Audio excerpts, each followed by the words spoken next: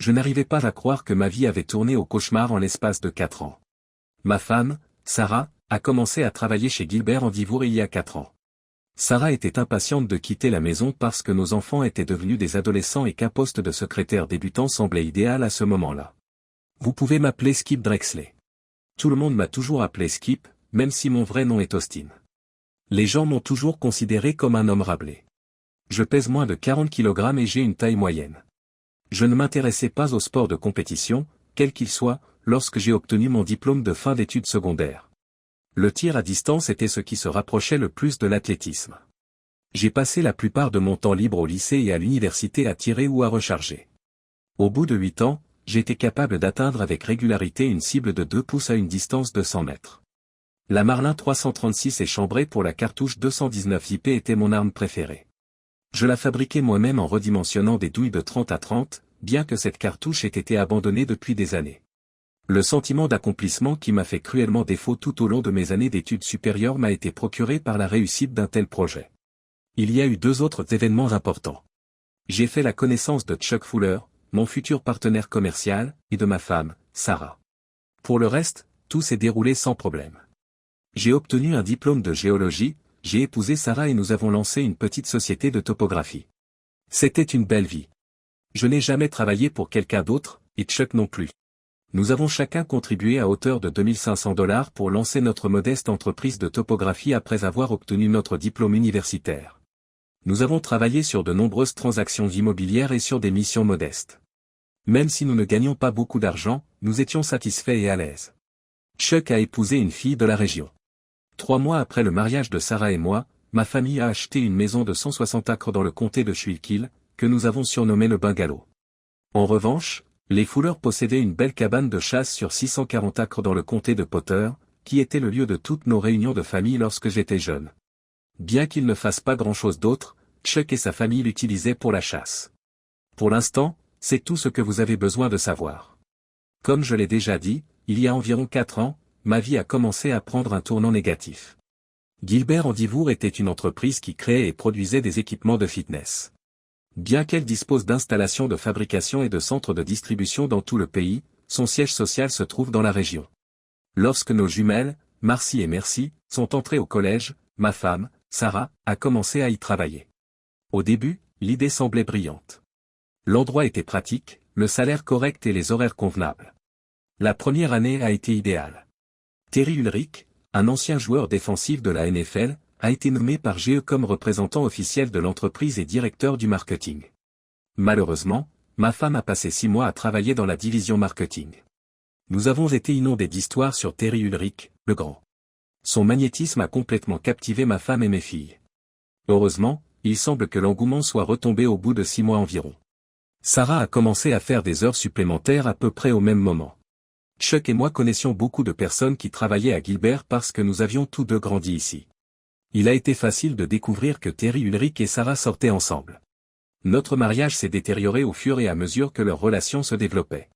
Ma relation avec mes filles a commencé à se détériorer au fur et à mesure que Sarah et moi nous éloignions l'une de l'autre. Je ne lui en ai jamais parlé.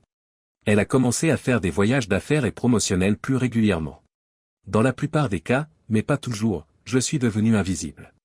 Elle me demandait de l'accompagner à des événements et à des fêtes, où l'on me négligeait jusqu'à la fin de la nuit. Et il n'y avait pas de proximité. Comment peut-on vivre ainsi? Tout était normal dans notre famille jusqu'à ce que Sarah commence à travailler. Au moins une fois par an, notre famille prenait des vacances ou s'évadait le temps d'un week-end. Les filles jouaient au football et suivaient des cours de ballet. Sarah participait activement au scout et au comité parents-professeurs.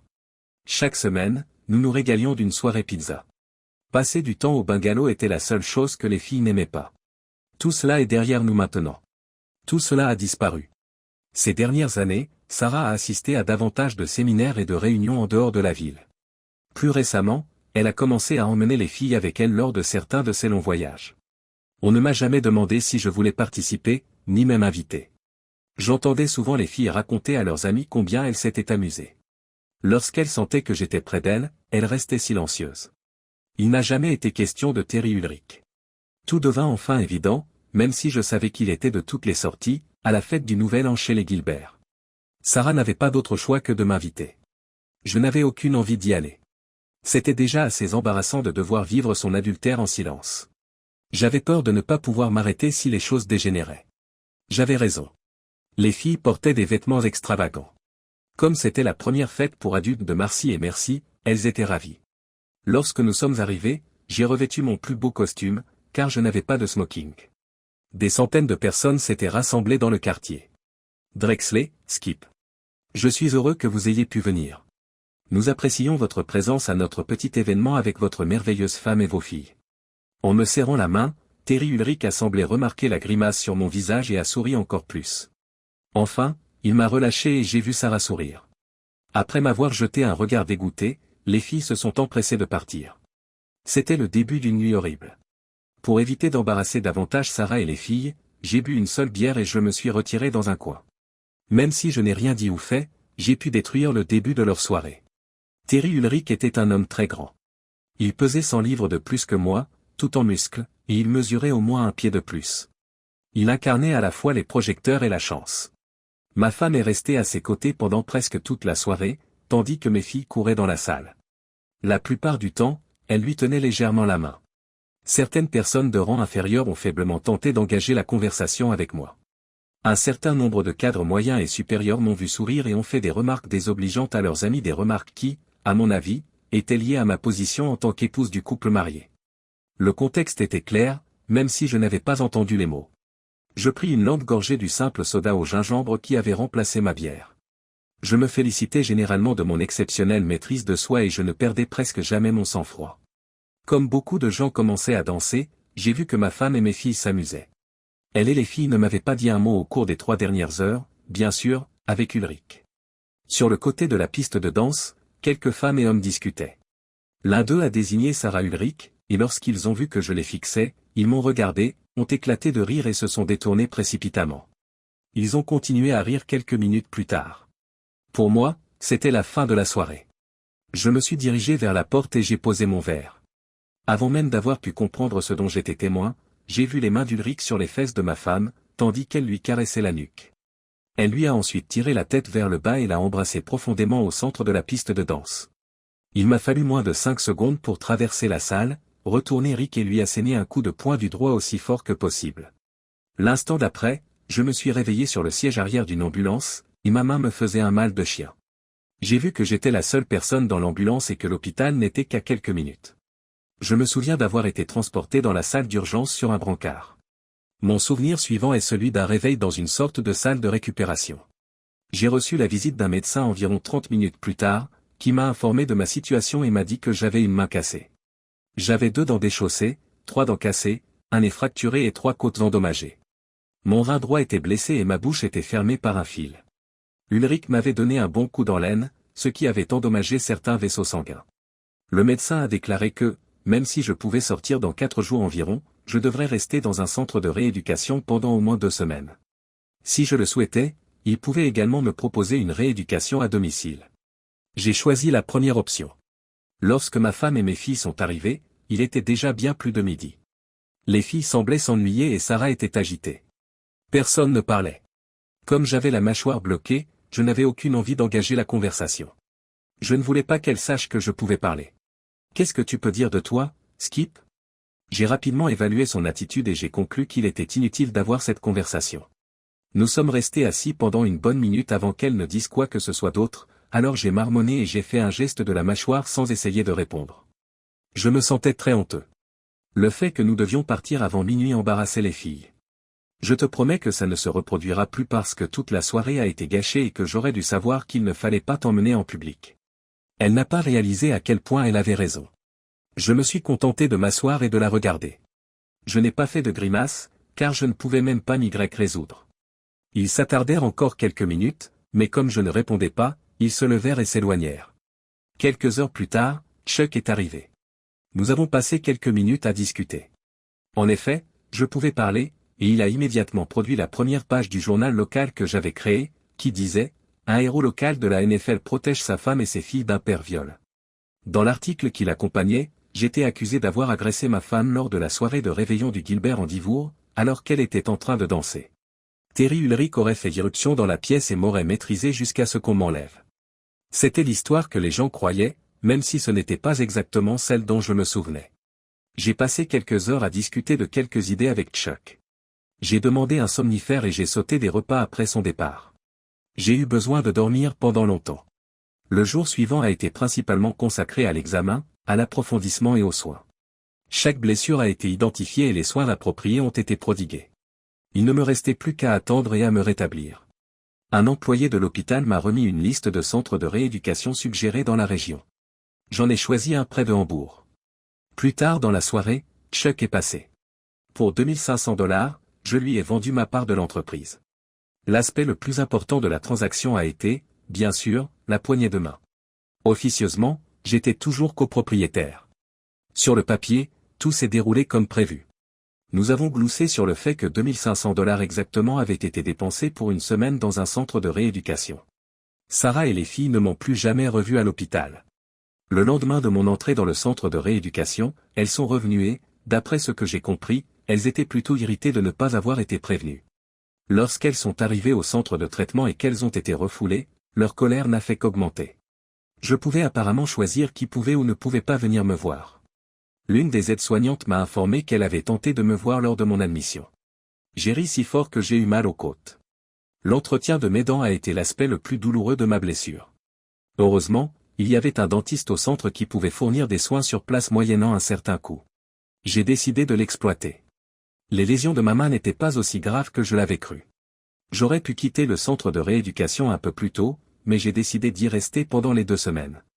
C'était fantastique de pouvoir à nouveau respirer profondément après 10 jours. Sarah n'a plus jamais essayé de venir me voir. Atlantic City a accueilli la National CrossFit Exhibition pendant le 2e week-end de février. Terry Ulrich et l'équipe marketing de GEI sont allés avec Sarah et les filles. Pendant ce temps, Chuck et d'autres membres de notre personnel ont passé le week-end à déménager mes vêtements et mes biens dans le chalet du comté de Chuco. Il a apporté tout mon matériel de rechargement et mon marlin. Au bout de 2 jours, je me sentais à l'aise dans mon nouvel appartement. Chuck et sa femme, June, sont passés ce week-end-là. Sarah avait apparemment cherché mon lieu de travail depuis le début de l'année. Sarah voulait savoir pourquoi aucun argent n'avait été déposé sur notre compte commun. Chuck a essayé de lui expliquer que je ne travaillais plus pour la société et que je n'avais plus aucune participation dans celle-ci pendant 30 minutes. Elle s'est mise en colère et s'est empressée de partir en disant qu'elle allait voir un avocat. Au bout de quelques semaines, je me portais vraiment bien. J'ai pu reprendre mes habitudes de consommation de nourriture et de boissons, car l'état de ma mâchoire n'était pas aussi grave qu'on l'avait cru. Mes problèmes dentaires ayant été réglés en quelques jours, j'ai choisi d'ignorer ma fracture du nez. Cette petite touche de caractère était exactement ce dont j'avais besoin. En outre, les douleurs et les ecchymoses restantes s'amélioraient sensiblement. J'ai poursuivi ma thérapie et j'ai fait de l'exercice comme on me l'avait demandé. Chuck m'a laissé une carte de crédit et l'un des camions de l'entreprise. J'avais également beaucoup d'argent liquide sur moi, au cas où j'en aurais besoin. Chuck m'a retiré mon téléphone. Le bungalow était confortable mais de courte durée. Après avoir marché un peu, j'ai commencé à faire du jogging. Terry Ulrich vivait juste à l'extérieur de la ville dans une grande maison sur Duryea Drive. On accédait à Mount Penn par une longue route sinueuse. Comme il était difficile de construire sur le flanc escarpé de la montagne, il n'y avait pas beaucoup de maisons à cet endroit. Il n'a pas été difficile de trouver sa résidence, et j'ai pu trouver un certain nombre de bons points de vue isolés. Tous les matins, je me suis mis en forme et j'ai fait de l'exercice. L'après-midi, je travaillais mes compétences en matière de tir sur cible. Je me concentrais sur des objets inanimés. Mon télémètre laser Busnell m'indiquait qu'il fallait être précis. Je serai prêt lorsque je pourrai toucher un œuf de façon constante à 133 mètres. J'ai acheté de nombreux œufs à cette distance. J'ai également acheté un silencieux. Le soir, je planifiais, ajustais et rechargeais. J'ai commencé à me faire pousser des poils sur le visage. Chuck venait me voir environ toutes les 2 semaines. Sarah s'était rendue plusieurs fois au bureau, toujours incapable de me localiser. 2 mois plus tard, elle a abandonné. Chuck ne quittait jamais la maison sans quelques coupures de journaux. Il semblait que ma femme et mes filles continuaient à s'amuser avec leur nouveau parrain. Je n'avais rien fait, il devait donc être tout à fait d'accord avec elle. Je n'arrivais pas à comprendre pourquoi Sarah et les filles habitaient toujours dans notre ancienne maison. Le moment était venu de passer à l'action. J'ai commencé à me rendre en ville tôt le matin pour trouver un endroit convenable d'où je pourrais voir la résidence de Terry. C'était quelqu'un d'habitué. Il nageait 50 longueurs tous les matins, ce qui me surprenait, car je n'aurais jamais pensé qu'une personne de sa stature puisse être un nageur. La piscine était chauffée, bien sûr. Je suis allé dans le comté de Potter ce week-end-là. Ce fut un changement agréable que de passer du bungalow à la cabane. Il n'y avait pas de signal cellulaire, pas de plomberie et pas d'électricité. Il fallait 45 minutes pour se rendre au Walmart le plus proche, à Olean, dans l'État de New York. J'ai fait le plein de provisions pour les 4 mois à venir, voire plus, car je ne voulais pas faire ce voyage en hiver. Je pouvais prendre tout ce que je voulais ou ce que j'avais oublié avant que le mauvais temps ne rende la cabane inutilisable. J'ai chargé tout ce qui se trouvait dans le camion dans ma Subaru Outback et je me suis rendu au bureau tôt le mercredi matin. Après avoir garé la camionnette de l'entreprise sur un chantier au pied de la montagne, je suis monté jusqu'au point de vue de mon choix. Il n'y avait pas d'autres voitures dans la région pendant cette période de tristesse. J'ai préparé mon trépied. J'avais 2 cartouches prêtes, l'une dans le tube et l'autre dans la chambre. Terry Ulrich est sorti de sa baignade matinale 20 minutes plus tard. Même avec un suppresseur, le premier coup de feu lui a cassé la cheville droite. Dans le calme du petit matin, c'était bruyant. Son genou gauche a explosé 2 secondes plus tard. J'ai retiré son coude gauche après avoir chargé les 2 balles suivantes. Son poignet droit était ma dernière cible, mais ses mouvements frénétiques m'empêchaient de viser juste, alors j'ai remballé mon arme à la hâte et je me suis éclipsé. Ma Subaru m'attendait dans le bureau lorsque je suis revenu du chantier 10 minutes plus tard. Au lieu de retourner au bungalow, j'ai pris la direction du comté de Potter. Le déblaiement de la source pour garantir une source d'eau douce était ma principale préoccupation. J'ai ensuite commencé à accumuler une bonne réserve de bois de chauffage. Heureusement, le chalet était bien isolé et étanche. Par rapport aux anciennes lanternes à kérosène, les lampes LED étaient à la fois bien meilleures et moins chères. En peu de temps, tout était sous contrôle et j'ai recommencé à tirer, en utilisant cette fois des cibles en papier. Lorsque je l'ai rencontrée pour la première fois au milieu de la 2e semaine, c'était une femme grande et mince qui portait un gant, une chemise en flanelle et un gilet. Malgré sa distance, je pouvais voir qu'elle avait un sac à dos ou un objet similaire attaché sur son dos. La zone ouverte était parallèle à l'ancien sentier forestier qu'elle suivait. Je manquais encore d'intimité lorsque j'utilisais les 640 acres comme champ de tir. Naturellement, il aurait été plus judicieux de construire la cabane plus près de la route, d'où le ravitaillement aurait pu être acheminé. Un jour où j'en avais l'occasion, j'ai pointé ma lunette sur elle. Une petite arbalète pendait à son épaule. J'étais curieux, mais je ne savais pas ce qu'elle faisait avec. J'ai sorti une vieille cafetière galvanisée et des biscuits parce qu'il y avait un petit foyer qui servait aussi de grille près de la clairière. En effet, j'ai fait de délicieux biscuits. J'avais l'impression de préparer une sorte de piège. Mon piège a fonctionné 3 jours plus tard. Je vous prie de m'excuser. Je m'appelle Claire. J'espérais que nous pourrions avoir une conversation. Elle m'a surpris. J'ai trébuché un peu et je lui ai fait signe de s'asseoir. Voulez-vous un café? J'ai demandé. C'était le mieux que je pouvais faire. Elle a enlevé l'arbalète de son épaule, a souri et a hoché la tête avant de s'asseoir. Skip est mon nom. Je suis arrivé ici il y a environ 2 semaines. Je t'ai vu quelques fois en ville. À environ 1 kilomètre de là, je loge dans la loge du gardien. Je me retrouve généralement dans cette région lorsque j'essaie de marcher tous les jours. Je lui donne un de mes biscuits bien connus. Combien de temps resterez-vous ici? Vous en avez pour au moins 4 ou 5 mois, demande-t-elle. Je serai là jusqu'à la fin de l'été. Elle semblait aimer mon biscuit, mais je soupçonnais que son café aurait été meilleur avec de la crème et du sucre. Je l'ai senti, même si elle n'a rien dit. C'est votre terre? Non. J'ai le droit de l'utiliser parce qu'il appartient à un ami. Êtes-vous chasseur? Non, pas du tout. J'avais l'habitude de tirer de temps en temps, mais cela fait des années que je n'ai rien fait de tel. Je m'entraîne juste à viser des cibles maintenant. Est-ce que je peux utiliser ce champ de tir pour m'entraîner un peu? Je ne veux pas vous déranger. Je n'arrive pas à trouver un bon endroit pour utiliser mon arc. Elle parlait avec un accent particulier. Je n'ai pas réussi à le situer, anglais, écossais ou australien. J'hésitais à m'informer. Absolument pas. Nous pourrions être en mesure de trouver quelque chose d'approprié pour le soutien de la cible. Utilisez-le quand vous voulez. Elle a pris un autre biscuit. Je me sentais plutôt bien. Je voudrais juste savoir. Je crois que les arcs à poulie sont maintenant utilisés par la majorité des gens. Le vôtre est un arc recourbé, et il semble neuf. Faites-moi confiance. C'est mieux pour le tir au recourbé pour l'entraînement au tir. Elle utilisait des flèches simples, mais elle portait toujours 4 flèches de chasse attachées à son arc. Ce soir-là, j'ai parcouru quelques kilomètres sur la route et j'ai ramassé 3 bottes de foin. C'est ainsi que commença mon été avec Claire. Claire passait tous les jours et retournait à son logement. Chaque soir, le personnel de l'auberge avait installé un traceur sur son téléphone portable, de sorte qu'il savait toujours où elle se trouvait. Au début de notre deuxième semaine, un énorme orage d'été a éclaté. Nous nous sommes rassemblés sous le porche de la cabane, riant et plaisantant sur sa situation. Sans dire un mot, elle a pris son téléphone et a contacté le lodge. Elle leur a dit qu'elle avait trouvé un endroit confortable et qu'elle ne pourrait pas revenir ce soir-là à cause de la météo. J'étais étonné et ravi.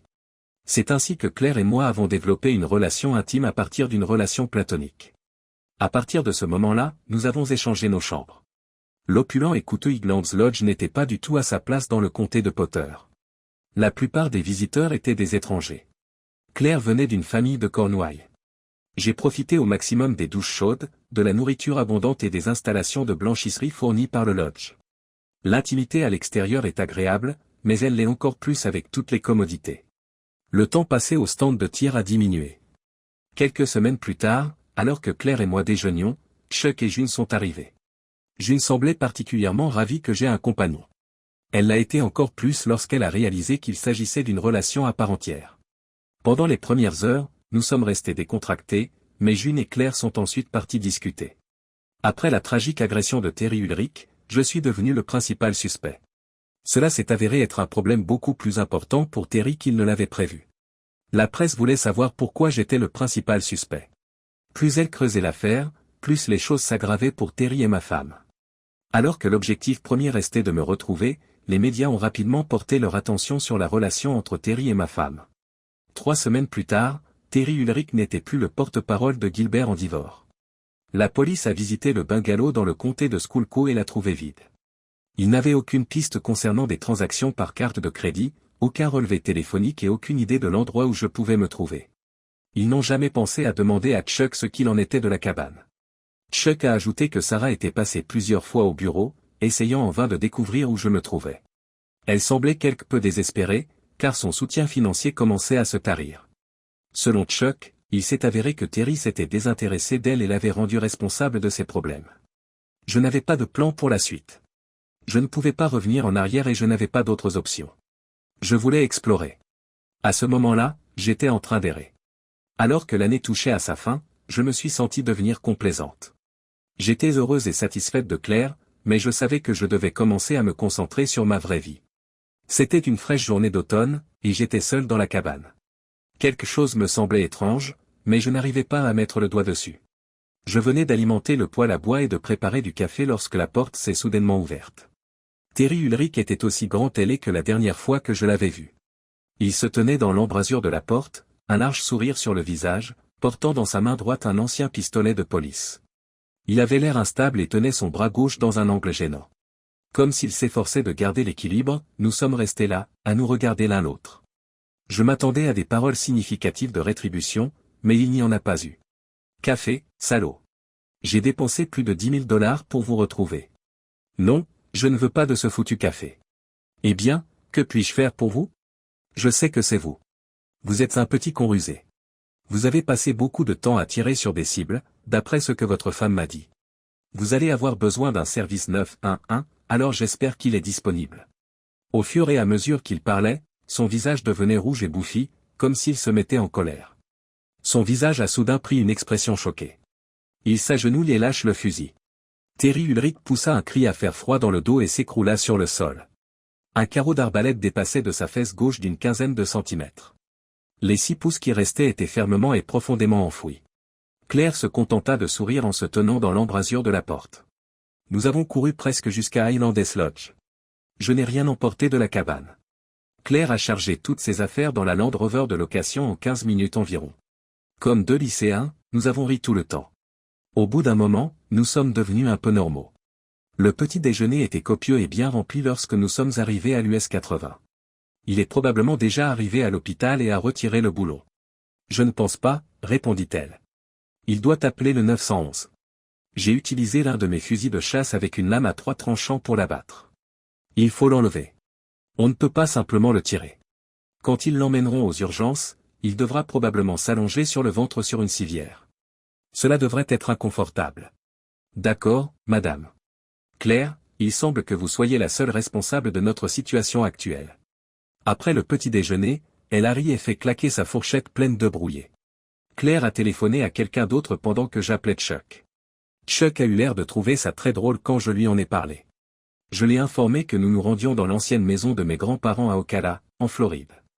Sachant que j'avais dit cela pour lui donner un démenti plausible, il a émis un petit rire. Claire s'est approchée et a pris mon argent dans ma poche pendant que j'étais au téléphone. J'ai choisi des collations pour un voyage où je n'avais aucune idée de la destination, mais j'ai eu l'impression qu'elle avait un plan. Elle est retournée s'asseoir et a poursuivi son appel. Claire avait une stratégie. Je n'ai rien demandé et elle ne m'a rien dit. Je lui faisais confiance et j'étais heureuse d'être ignorante. La journée a été longue. Dans le Wisconsin Dells, nous avons enfin fait une halte dans un charmant bed and breakfast. Nous nous sommes immédiatement endormis tant nous étions fatigués par la route. Après un délicieux petit déjeuner, nous avons passé 4 heures dans un Walmart à Duluth. Je n'avais rien emporté, mais Claire avait ses affaires. Comme elle aimait me laisser dans l'ignorance, je n'avais aucune idée de ce qu'elle préparait. Claire est repartie avec un gros sac de nourriture, et moi avec de nouveaux vêtements. Depuis mon plus jeune âge, je voulais faire une traversée des lacs en canoë. J'ai réussi à le faire. Lorsque nous sommes arrivés, tout était prêt. En fait, le pourvoyeur a proposé de s'occuper de la voiture de location de Claire, ce qui m'a permis de savoir que nous ne reviendrions probablement pas. C'était à la fois exaltant et fascinant. Avant qu'elle ne parte, j'avais hâte de voir ce qu'elle me réservait d'autre. J'ai appelé Chuck une dernière fois. Skip. Comment diable as-tu fait ça? Le dernier fiasco d'Ulrich fait la une de tous les journaux. Il a également été repris par quelques médias nationaux. Oh non. Je ne sais pas de quoi tu parles, Chuck. En arrière-plan, j'entends June ricaner. Sa réputation s'effondre comme un ballon de plomb. Apparemment, il ne peut rien faire. Cela n'aurait pas pu arriver à une personne plus gentille, ai-je dit. J'utilise enfin la file d'attente. Au fait, j'ai toujours espéré ne pas divorcer. Merveilleux. Cela a été un choc pour Sarah, qui ne s'y attendait pas. Je ne sais pas trop comment vous avez fait, mais il semble que vous ayez réussi. Elle n'a pas d'argent et ne sait pas quoi faire. Croyez-moi, Chuck. Je suis sérieux. Je ne sais pas de quoi vous parlez. Je n'ai même pas eu de conversation avec un avocat. En ce qui concerne le divorce, en es-tu certain? Oui. Ce matin encore, elle hurlait à ce sujet et me brandissait les papiers au visage. Pour une fois, c'est fantastique d'entendre des nouvelles positives. Pourriez-vous venir à la cabane et vous arranger pour que quelqu'un vienne chercher mes affaires dans la voiture? Pas de problème. Maintenant, où êtes-vous? En Floride, à Moss Bluff. J'essaie de trouver une caravane de location. Claire me faisait signe depuis le quai. Le canoë était complètement rempli. J'ai remercié mes parents en privé de m'avoir forcé à participer à un camp de scout lorsque j'étais enfant. Je n'avais pas l'impression d'être un abruti dans un canoë, du moins pendant les 6 jours qui suivirent. Tous les soirs, nous avons parcouru les lacs. Nous avons changé de terrain de camping. Claire a utilisé le GPS de son téléphone pour nous diriger, car elle savait exactement où elle allait. Je me suis laissé porter par le courant et j'ai savouré l'expérience. Faire l'amour sous les étoiles à midi a été le point culminant du voyage. Notre voyage a repris le lendemain à un minuscule quai sur une route éloignée. Nous avons été accueillis par un homme. Claire et lui se sont embrassés et ont commencé à parler en français. Environ une demi-heure plus tard, il a remis à Claire un jeu de clés de camion ainsi qu'une grande enveloppe. Nous avons déchargé nos affaires du canoë et nous sommes partis. En regardant par la vitre arrière, je l'ai vu quitter le quai. J'étais sur le siège du conducteur et Claire a commencé à fouiller dans l'enveloppe. Je crois que je ferais mieux de m'habituer à t'appeler Clinton, dit-elle. Je lui ai jeté un regard perplexe. Elle a gloussé et m'a tendu un permis de conduire canadien avec ma photo. Le nom sur le permis était Clinton Barfield. Vous plaisantez, n'est-ce pas, ai-je demandé. Non, a-t-elle répondu. Tu es Clinton Barfield maintenant, et tu as un passeport canadien tout neuf. Elle le brandit fièrement dans ma direction. Sommes-nous au Canada, demandai-je. Naturellement stupide, a-t-elle répondu. Nous sommes arrivés à Yuki quelques jours plus tard. 2 heures plus tard, nous avons atteint la maison de la famille de Claire, près de la rue House. J'avais l'impression d'y être né, j'étais à l'aise et heureux. Cependant, j'étais assez inquiet à l'idée de rencontrer la famille de Claire. Le manoir était immense. Son père m'a demandé de lui rendre visite dans son bureau. Le long du mur du fond pendait une magnifique armoire à fusil en noyer. J'ai regardé avec intérêt le père entrer dans l'armoire et en sortir un pistolet. Il me l'a tendu en souriant. C'était mon Marlin 336C, avec sa chambre. C'est à ce moment-là que j'ai réalisé que j'étais chez moi. Épilogue. Je n'ai plus jamais vu ni entendu parler de Sarah ou des filles. Chuck et June ont continué à recevoir chaque année d'étranges cartes de Noël de la part de M et Madame Clinton Barfield. Ils n'en savaient rien. Une photo de nous avec nos 3 enfants figurera sur la carte de cette année. Chuck trouvera la solution, j'en suis sûr. Terry Ulrich a-t-il jamais existé?